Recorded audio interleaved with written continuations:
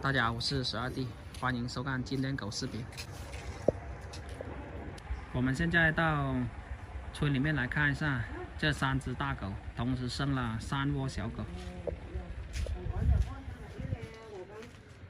这只还有那边这2只都是母狗，它们的后代在这边。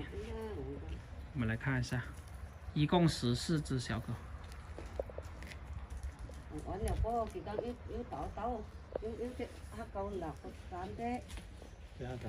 这只花狗好像挺漂亮。cái tay chỉ có cái bạc câu lọt bạc câu lọt cái ngán có hiện một cái này cái ốc bệnh ô xì ngồi trước quán đi thằng là chứ không vắn cứ trở lại cái nha xéo cầu tôi cái này giờ chứ bệnh vừa đấy tay cũng tai hả ấy quần quấn vào nhận hám tên yếu luôn cái này cao bệnh có tay vậy cái yếu sắm chứ cái con chỗ hải yếu sắm chứ sấy mà là chứ đâu con ní câu đó kiểu yếu luôn cái là sắm chứ kìa sắm chứ tụi lên kìa sắm chứ dạ phần đặc sắc cái này chứ càng ngom lọ hối lọ kìa chị ngon lọ lên tôi thấy lên kìa ngon thế là ngã mà sắm chứ mù câu tổng xí lá chứ bạc câu chứ hồng câu này cơm mì gà luộc là cơm mì chi nhạt kìa chứ刚给3大才个相差大概有1个星期这样子，狗呢都差不多一样大。有水只啊，唔得啊！即白即黑狗即黃狗落就落1隻，咁樣咧即白狗就落2隻，嗰啲就落5隻嘅，嗰啲黑狗呢唔識講講人我狗打狗，也有像這種的，像是扎那個布拉多血統的那種，這個就像賭狗了。還有這個太難了。東魚嗰個呢，佢講實際真係我仔嘅。真係我仔嘅。我講anh Vinh đi nhận rồi. Chứng chỉ dọn chú lọc chú lại tay luôn. Ngồi một tấm một tấm. Ngồi một tấm. Chứ đang ca chuyện ta ta. Mà đi nhận đi là thì tanh lắm. Tanh chụp. Mà sẽ cái tanh là chứ bạn em. Giờ có sống tàu này từ tay chứ chứ tay chứ hộp một câu ấy tay ta cũng chứ lấy chứ lấy chứ hạt câu hồng câu kia bác nó chỉ có chạy nó là bên đấy giờ này chứ lấy cái ở đây trên nó có hàng con mèo từ xí mèo trên này ạ ta chỉ mèo nhận hàng câu dầu rồi tài có dầu cái rồi kia có tài câu nhé mà giờ kia có tài câu nè anh đó tiêu chị yếu ở thế ở bên này đi cho lại hàng đây học anh này vậy nay cái hàng mà hám cho lại đấy mà ai gì nấu cái cho lại đây nấu cái cho lại hàng đây có nào chết lén này sao lại chậu tôi ra cho lịch số đó cho lịch tay ta là một mà sang khói mình vay cả màu hóa cho lại này nấu cho lại hàng đây nó cái lấy cái bún kia cho lại luôn cái lấy cho bún này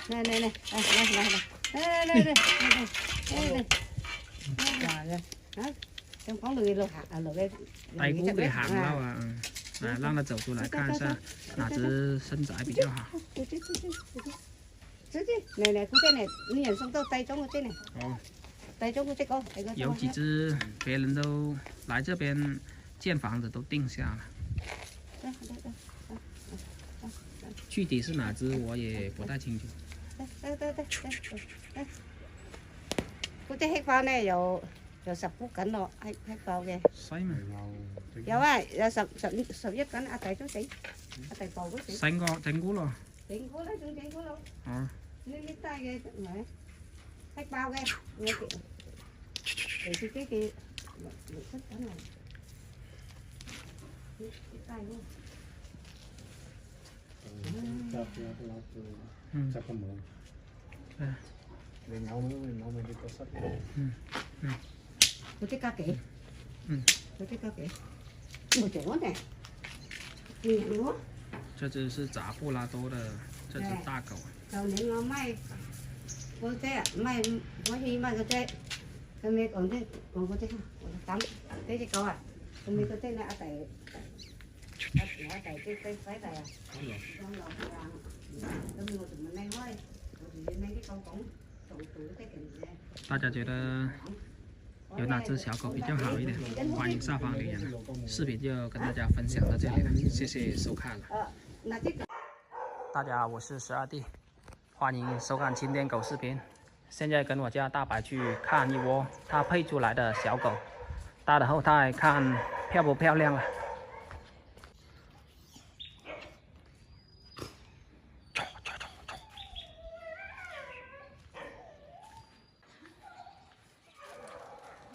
过来，现在下去。我家白狗身板呢确实不错的，如果尾巴再直一点那就好了，就差尾巴。过来。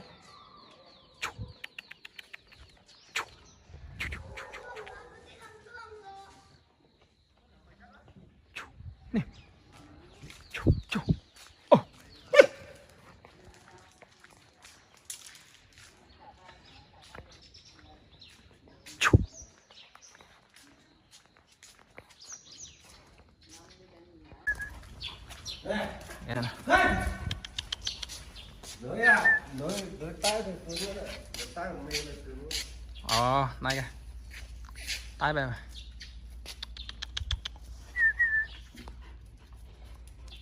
Này. Có gì cây liều. Cái chừng nhặt lá hả em?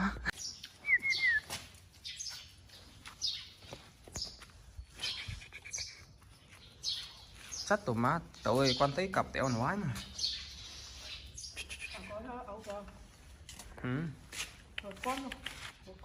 Mấy lóc cánh cho dâu nắng mà tại con nè. Mấy liều.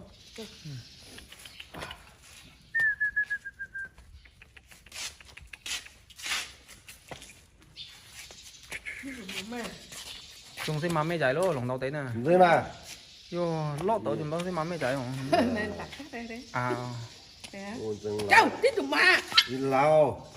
Lỗ này là đi con ngà không?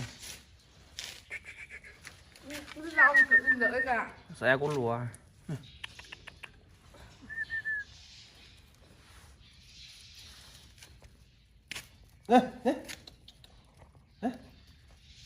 Nó nằm đó trên bao để mẹ chạy cởi vô cô Lâm. Rồi chắc là mới bọt. Các trường má được cái chỗ má cả. Đây à? Nhỏ nè. Tôi này chắc đánh câu lắm. tôi tàn. Gì à? Con nó chắc kết tân má luôn ấy. Trường má tẩu á.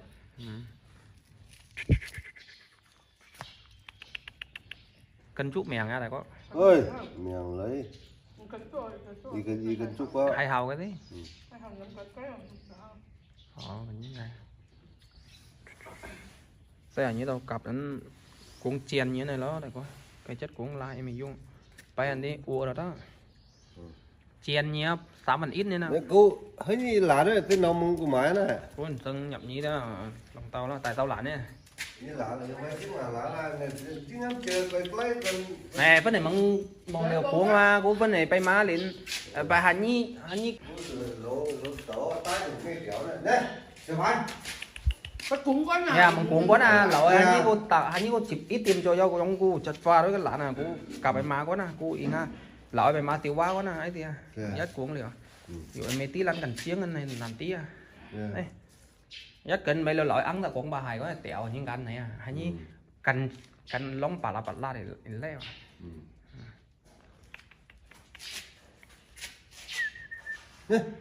这些全是母的，那有一只公了卖掉了，7只小狗，现在就剩6只了，狗在6到7斤左右。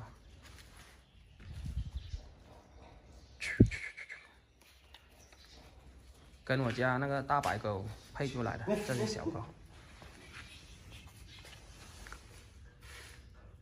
斗板还是不错的，跟我大白那只斗板很像。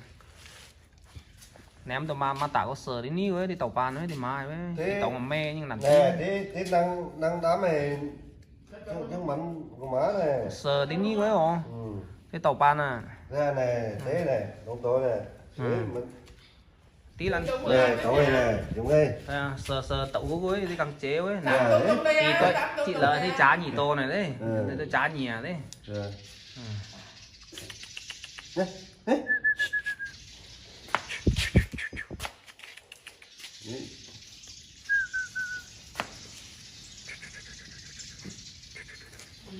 cái tội chứ làm mới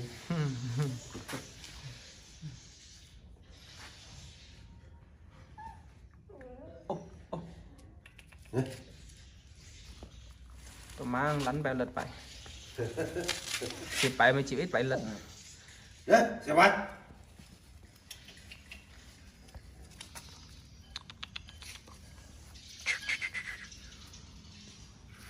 này ấu đâu cuốn rồi đã có cuốn đều của em mà nhầm như là tao như cuốn im mấy là nhầm như loại ấn con bà hay con chế chuột lông căn này mà ai phản như tôi chung thì hay vậy đi qua hát vô hay đó ôi à có lá cuốn mấy rồi chế ấn á gì không thì mà những chơi này mà tao lấy thì tao là mình uống á này chơi này chốt cứ lâu mấy cái chơi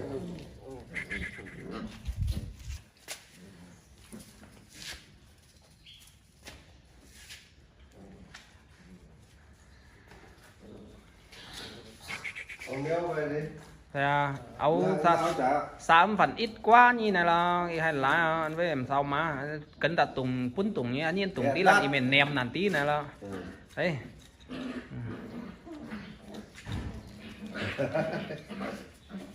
nó ta bỏ đấy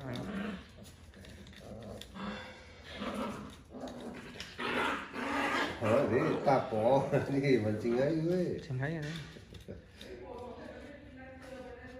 đau quá rồi là đau quá nó rồi tụi nhiều lại nhân nhân tụi mầm mày đấy tụi lớn chứ vô thì tiếu tiểu lớn tàu lại so nè họ tàu này đấy đúng mầm mày nào này lớn lại này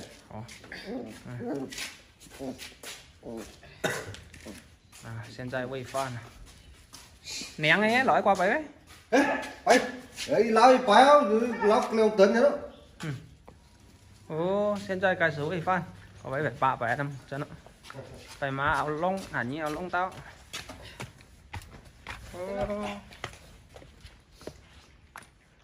为了好补点营养，今天搞鸡蛋跟米饭，煮成现在有汤水的状态就可以喂了，有点烫。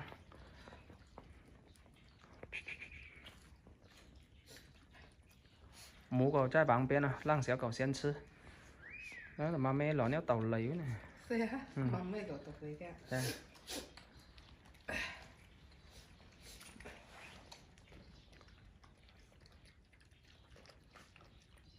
大家觉得这6只小狗哪只比较好一点？欢迎上方留言。视频就分享到这里了，谢谢收看。大家好，我是12弟，今天就到狗市来看狗，我们来看一下这只大公狗怎么样吧。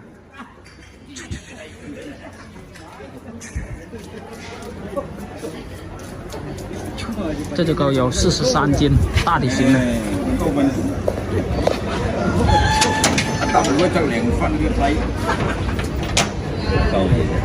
尾巴是往右卷的。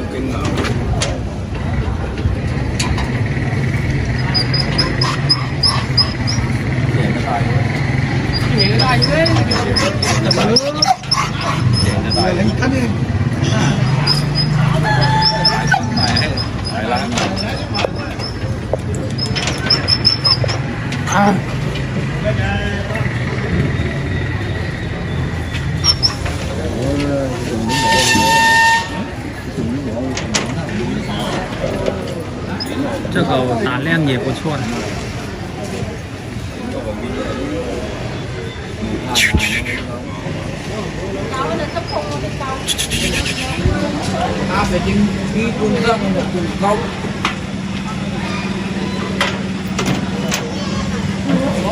大港湾，毛色也蛮好看的，黄色。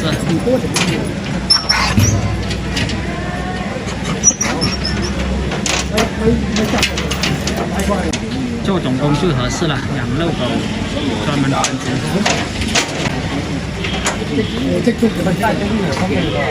喂，大定攞我帶得嘅，咪帶要帶得嘅。等它定型以后，在这边2位大哥说，可能有50斤左右。大家觉得狗怎么样？欢迎上方留言。这里又刚来了一只黑狗。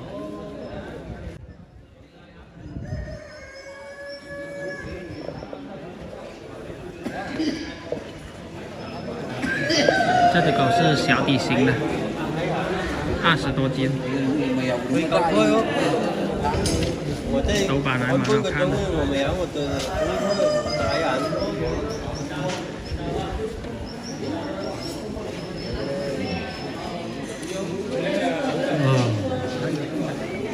đầu len á, trời cầu à, hơi sợ thầu.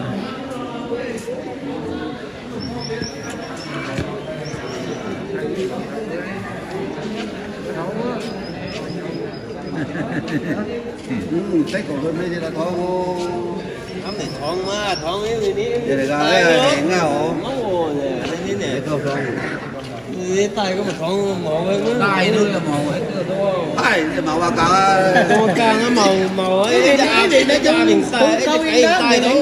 这上面那是掉毛，不是白毛。 cô lên neo đi 2 tô luôn đó.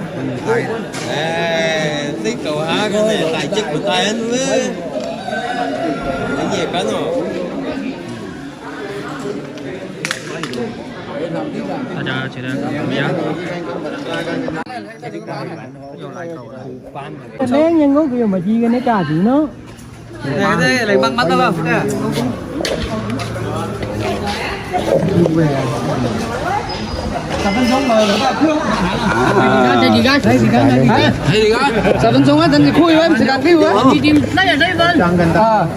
nè bư Chưa có đập lên chung rồi Tập nhi thì tập hàng nhảnh, yếu thì yếu ăn không miếu bằng dầu lốc. bây giờ người chụp Đây bên chỉ có thể tập lên chung dầu lá chăng. cái này cái hạn không ai đâu đâu chồng ngồi chồng này chó thì tặng này mấy chặt tâm đi bao Cô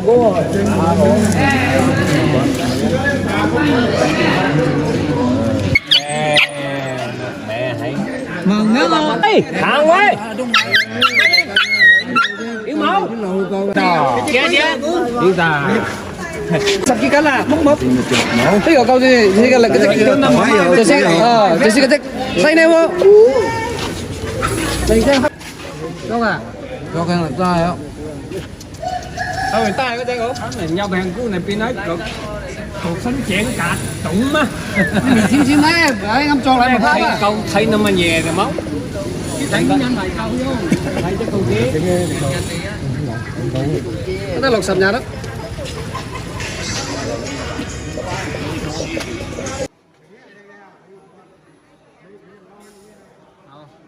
大哥又收了一只小体型的黄狗过来，母的公的，小体型的公狗，不到30斤，黄狗白面。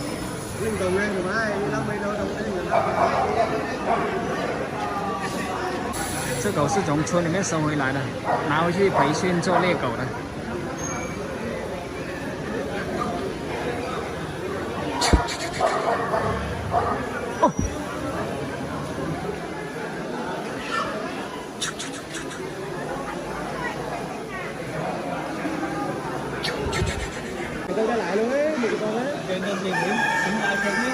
大家觉得狗怎么样？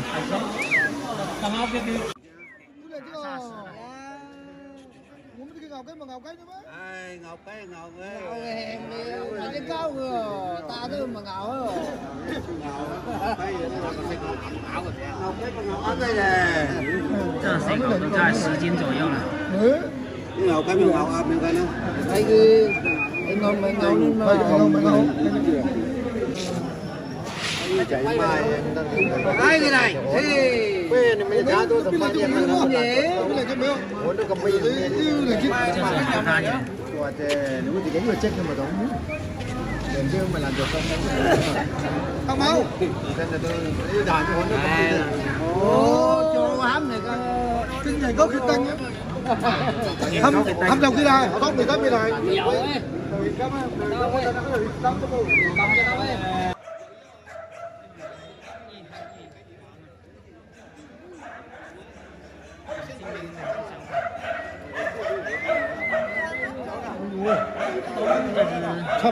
đây là是母的，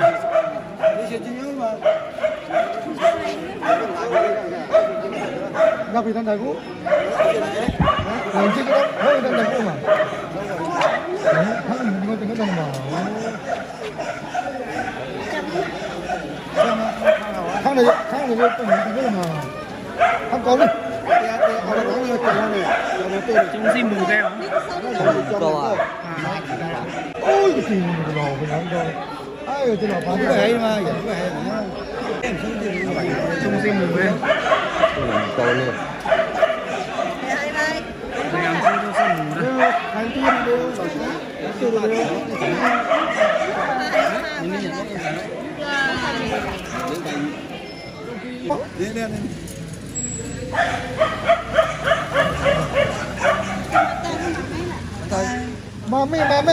ma thằng này sống bầu thì ma mẹ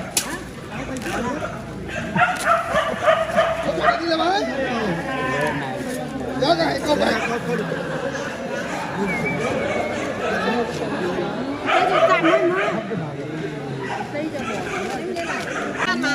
大家说的比较好一点。有大多有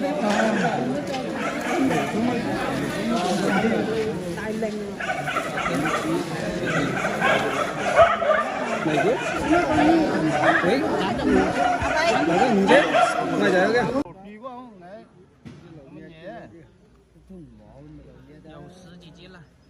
dầu ấy tập luyện canh thôi Tây Phong là tiểu mì đó nó heo. Nó mất cái duyên làm một vòng trao đó. chịu không ngon một bộ trao cũng đúng á có heo chịu không Nó mất cái duyên làm. qua lại phân mà quét cho qua quét cho cháo cháo Cái này đi ăn con gì này? con gì á em tắm nhá không phải câu tại chết mình đi xây con mình đi gần xây câu được dạ nhật câu này năm 这边有一只半大的黑狗，公的。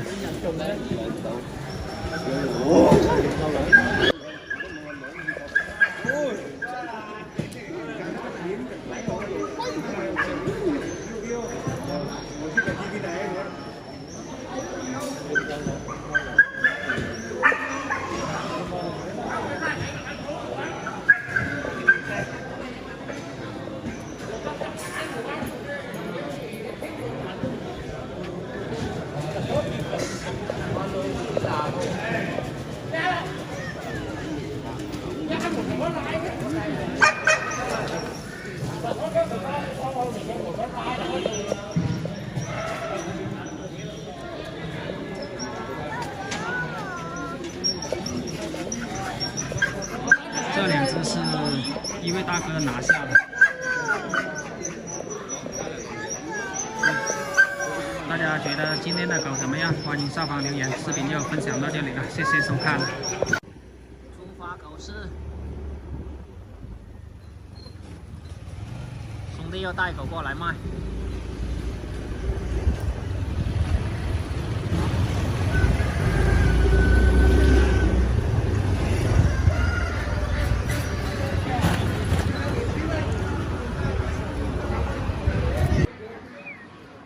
兄弟刚拉了这两只过来，我们来看一下头版。这只狗是杂骨松血的，毛比较长。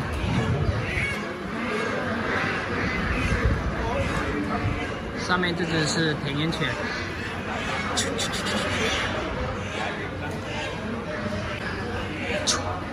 灰色的，灰黄色的。像牛犊一只一样，那么腰平平的。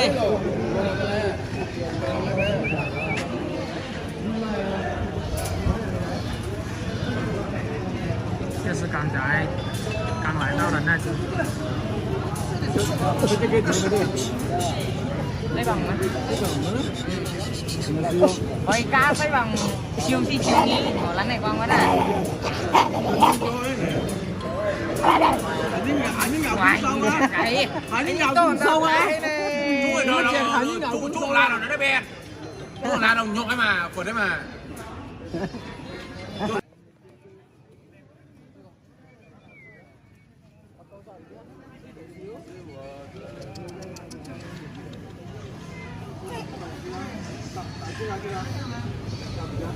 Ai cần còn những cái hiện tượng đấy mà tao ông nhậu tao còn đây còn phải cần nó ngay được má đi Can em nhất rồi ạ, Bill ơi.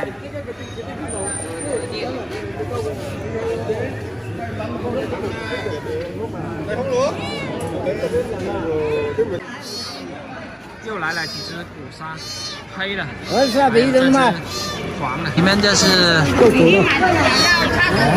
有一只是田园犬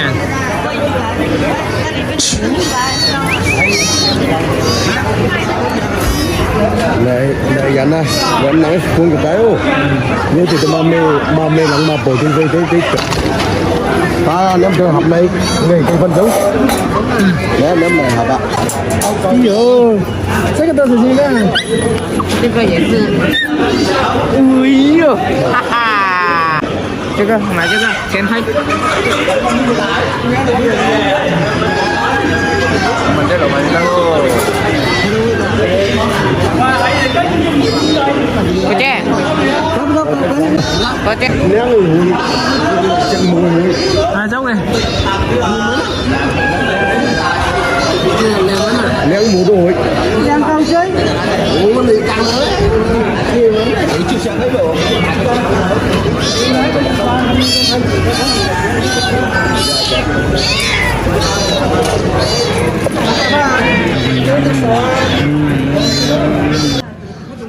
Chung lại ra.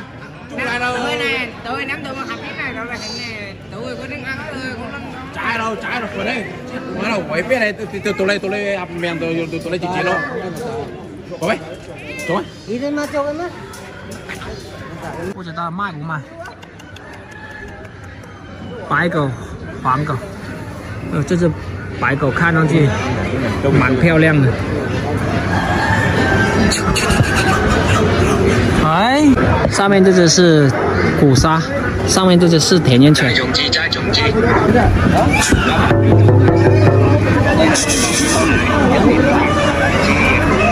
白狗好看一点，古鲨斗板嘴巴太小了。mấy ông sâu kìa vô sâu trộn máu kêu con vô sâu trộn máu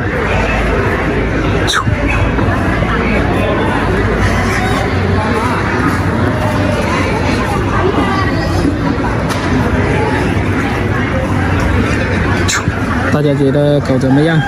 因为没有拿下来啊，在车上。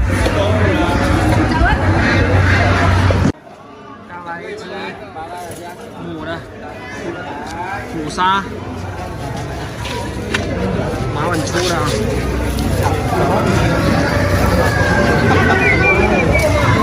在4斤这样子，3个，这位大哥拿下了。行啊 好，上来发了。我又到过这大哥又拿2只虎斑过来，一只在下面，这只挺漂亮的老色，这只是公的。很机灵，这只虎斑，什么也会也会。Cái có nằm đâu lần này bạn bạn mình đi漂亮，这只虎斑。么大喂？母的，有15斤以上了。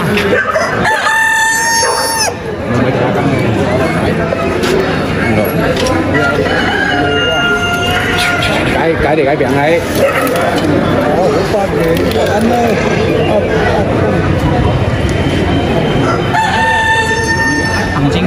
Bằng chi lính này. Ê Công à, này chứ hút bắn công châu mai máu nè, dầu có lột bắn này bắn nè. Ta cá là mai, mồi nào mồi mai hả?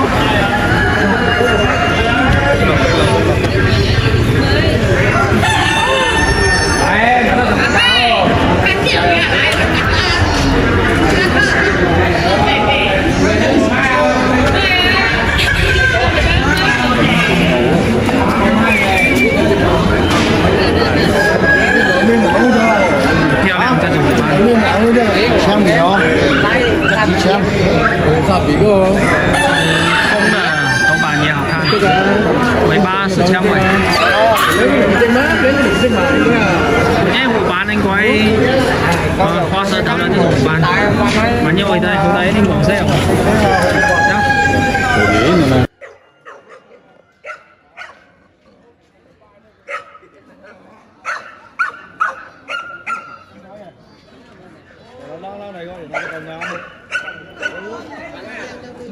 Lẹn chen. Đúng nè. Xoay mà. Cho cậu khai ra tay quay này. Cậu是这位戴帽子大哥的。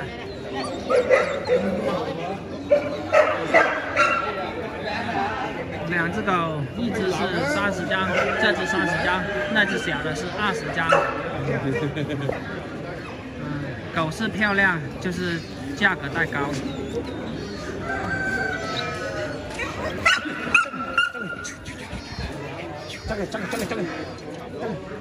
这么快，这只狗跑得好快。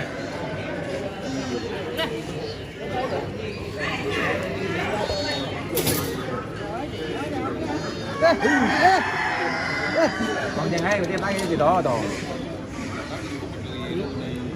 Cái tay cái gì đó. À dạ, chị mày may chị đâu hay không? Nghe ngoài dưới đây mà chị rồi. Lín liêm mà giàu lúc. Lín phản phí này chứ hết chạy.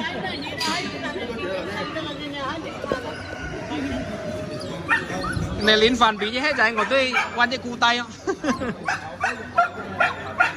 Con hóm á. Gạo và cái con nó xuống ngủ. Dạ. 大家觉得大的虎斑还有这只小的怎么样呢？欢迎下方留言。今天的视频呢就分享到这里了，谢谢收看了。